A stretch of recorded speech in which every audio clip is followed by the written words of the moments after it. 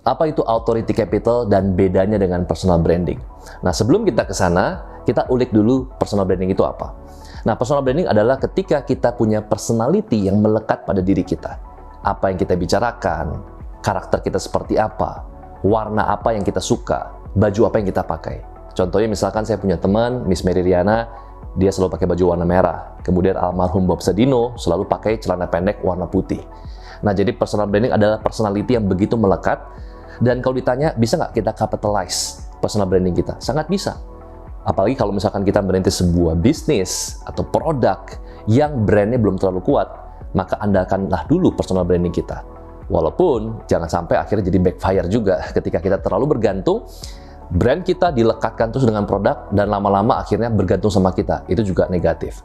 Tapi kita nggak mau bahas itu lebih panjang. Yang saya mau bahas adalah apa sih bedanya antara personal branding dengan authority capital? Nah, authority capital ini ternyata menarik banget untuk kita bahas. Kenapa? Karena jarang kita dengar. Mungkin ini pertama kali teman-teman atau saudara kenal istilah authority capital. Kalau personal branding itu fokus pada personality yang melekat, maka authority capital itu lebih dalam lagi, yaitu dia fokus pada karya. Ya, fokus pada karya. Jadi sekali lagi gini, kalau misalkan ada orang yang punya personal brandingnya itu adalah disebelin sama banyak orang, nyebelin banget, dibenci sama banyak orang, karena dia suka ngomong kata-kata yang menyerang orang, nyakitin orang, dan lain-lain.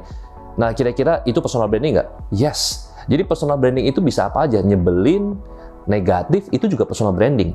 Nah, tetapi mereka tidak menciptakan sesuatu dari personal branding tersebut.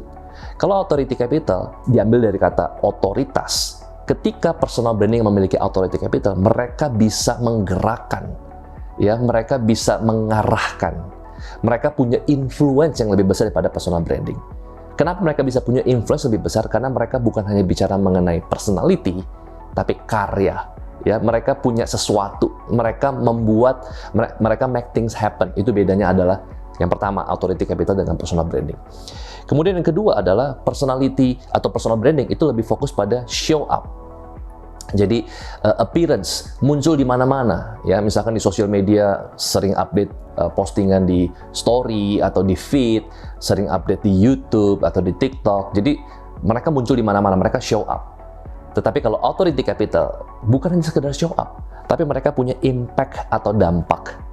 Contoh misalkan mungkin orang yang punya authority capital mereka nggak muncul sebanyak orang-orang yang memang fokus pada personal branding. Tapi once mereka muncul dengan karya dan mereka punya influence, dan influence tersebut memberikan dampak langsung, memberikan impact langsung. Ya, banyak orang mendapatkan manfaatnya. Itu yang kedua. Dan yang ketiga adalah personal branding, mereka lebih fokus pada follow the wave, follow the cycle, follow the trend. Jadi trend lagi apa, mereka akan ikutin. Ada challenge-challenge yang lagi ngetrend, mereka akan ikutin. Orang lagi ngomong ya talk of the town apa, orang lagi ngomongin istilah-istilah tertentu, mereka akan ikutin.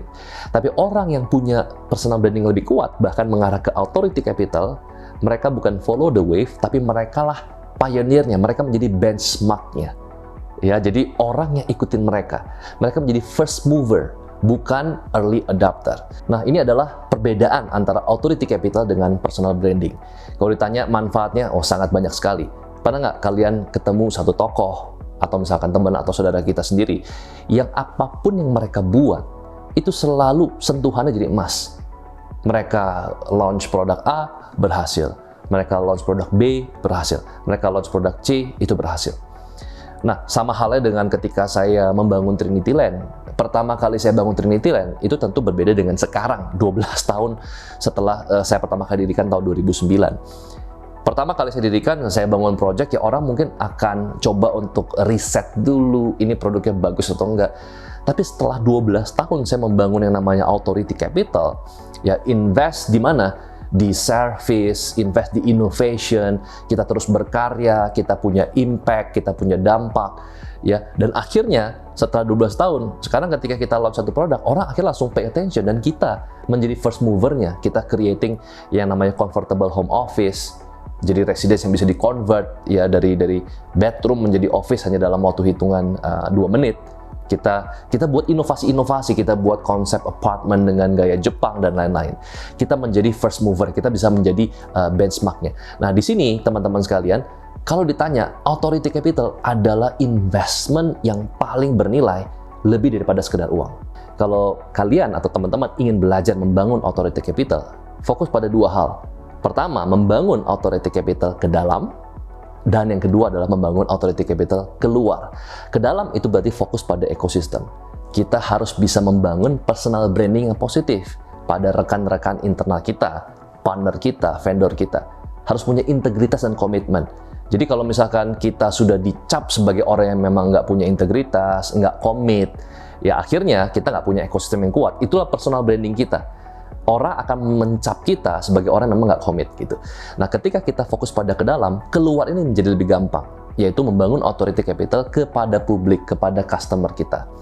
Nah, ketika kita masuk kepada customer atau kepada publik, tapi ekosistem kita sudah mendukung, maka akan jauh lebih mudah, pekerjaan rumah kita menjauh lebih mudah. Jadi kalau misalnya ada teman-teman yang tanya sama saya, untuk apa Pak Bong bikin YouTube? Ya ini udah tahun saya ke-11 saya bangun YouTube. Saya tidak jual apapun di YouTube, saya tidak terima endorse apapun di YouTube.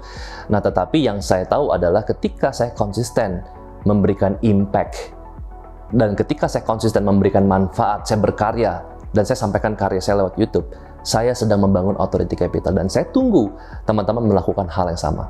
Sukses untuk kita semua.